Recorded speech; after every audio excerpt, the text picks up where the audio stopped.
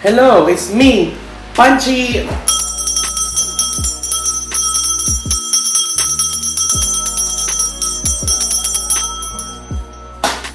Alright, so today magre-review tayo nito. Tudun! Ito yung PLDT Home Wi-Fi 5G Plus. So nabili ko siya for 1,495. Ganyan kanyang itsura, only Wi-Fi. So ilalagay ko yung link sa description box down below kung saan nyo to mabibili. So yeah, buksan na natin siya and check ba natin kung maganda ba to. Let's go! Hello! So ito na yung ating 5G Wi-Fi. Again, nabili ko siya online. This is 1,495 pesos. Only Wi-Fi valid for 15 days. So, ganito yung kanyang itsura. Nakalagay siya sa red box. PLDT Home Wi-Fi 5G, 5G Plus, up to 10 times faster versus regular LTE Home Wi-Fi device. Only Wi-Fi valid for 15 days. Ayan. Wi-Fi 6, shareable up to 15 devices, instant Wi-Fi plug and play, top up only what and when you need it. So, loloadan mo lang siya. Ayan. So, nandito yung instructions. May QR code there. And then, nandito yung information niya. Ayan. Yung number, ICC ID. So, buksan na natin to. Ayan. So, nakalagay siya sa white box. PLDT Home Wi-Fi. So, yung mga information here. Number tsaka ICC ID. Okay, may seal.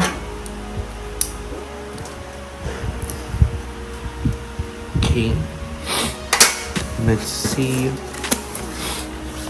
Alright, so sa box, we have this one. PLDT Home Wi-Fi. I see, okay. It's matte white na PLDT Home Wi-Fi. May 5G, 4G in status. Rubber footing.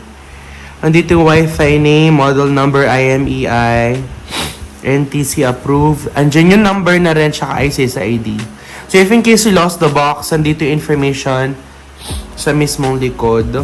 Ayan. So ito yung Wi-Fi mismo. And then, daming papeles. So, nandito yung Smart Home Wi-Fi na 5G SIM card. I believe nandito na sa loob yung SIM card kasi wala na siya here. And then, nandito yung steps how to set it up. And then, may warranty card. User guide. At my sticker. Okay. And then here, may brown box. Ano to? Ayan. So, sa brown box, ano to? We have Ethernet cable na color white. So cute. Ano siya? Siguro, 1 meter ba ito? Hindi ko sure kung 1 meter ito. Isang dipa siya. Di ko sure kung 1 meter ito or half a meter. But, medyo mahaba na rin siya, I suppose. So, we have the Ethernet cable here. And this is the power adapter. So, ito yung power adapter niya.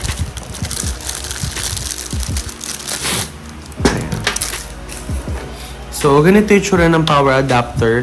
Ganito na yung yung dulo niya. Hindi mo na kailangan ng adapter.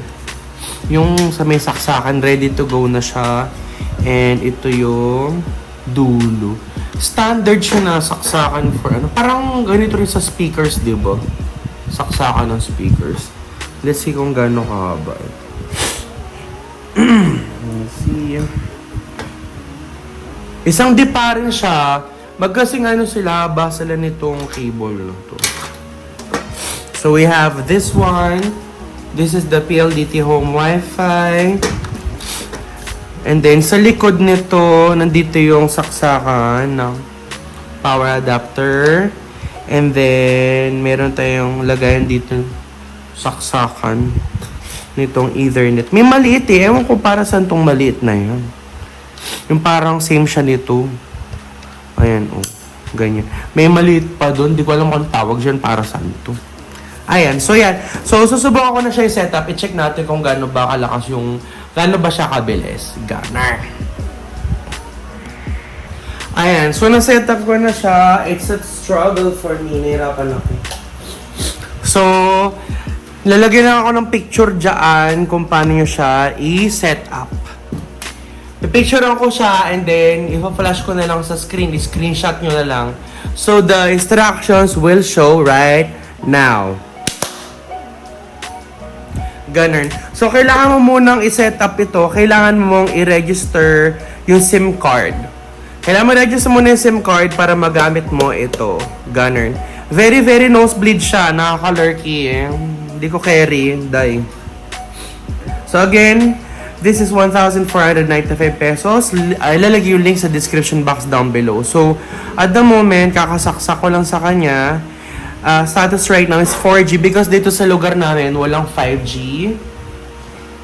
Let's see. So, ayan, nag-light na siya ng 4G. Mag-speed test tayo, guys.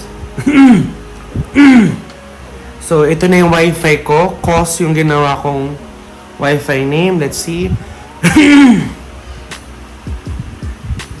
Walang signal dito sa baba. Ewan kung carry niya ba dito. Ayan. Connected na siya dito sa PLDT Home Wi-Fi 5G+. Let's run a speed test. Ayan. Moment of truth. Moment of truth. Underwhelming. Nga. Open mouth disease pag may time. Ganun. Ayan. So, 17.6 yung download. And the upload is struggling so far. Color-key. Kaya rin ba niya? Wala kasi signal dito sa may baba. Ay, yarn. Walang signal kasi niya. Oh, isa pa. Test ulit natin. So, after nito, try naman natin ito sa may kwarto, sa may taas. Ilalagay ko sa may bintana. Try natin. Yan.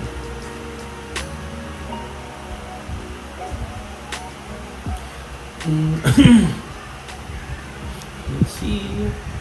Laging 21 na siya. 22 na siya. And then, upload is struggling. I'm struggling. Slipping. Fumbling. Struggling.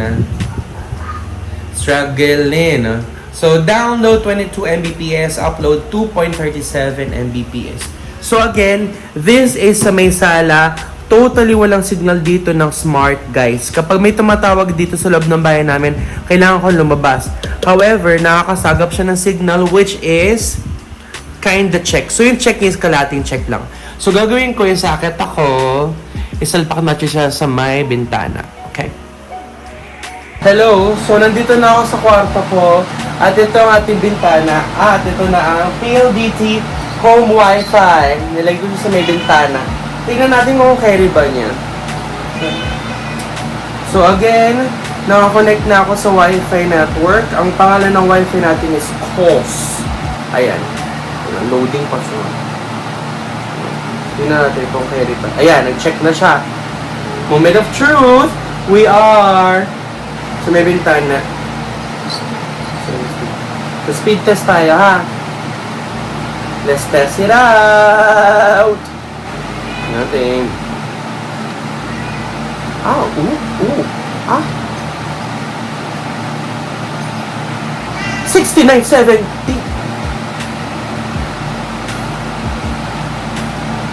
Oh! 89, 92.5. Ooh. Struggling ang upload. Struggling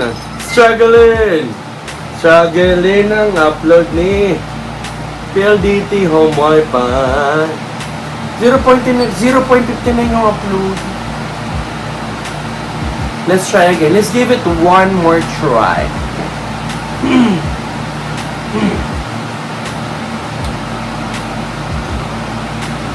Let's see.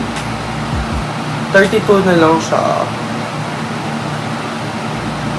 Umuulan kasi. However, it's 5G. Alam mo, powerful siya. Oh, 8 na siya. 8 Mbps na siya. So, I really suppose, pinaka-best kapag nasa may bintana siya. 9 na siya. 9. Ayun, ito mo to. So, download is 30.4. Upload is 9.48. Last na test. Be good. Okay. Let's see. Bumaba siya. 24, 25, 29, 30.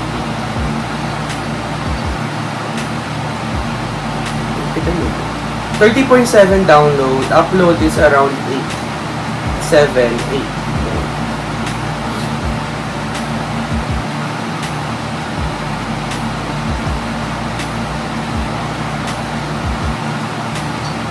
Ayan, so download is 30.7, upload is 9.42. So it's not bad. Nandito ako sa area na walang signal talaga ang smart. I have to go outside para magkaroon ng signal kapag may tumatawag sa akin. So I'm gonna try this sa ating tiny house. Let's see kung kaya ba niya doon. Kasi doon sa may lugar na yon 5G siya. Let's see kung carry niya yung 5G network. So yun. Ayan na siya. Naka-setup na.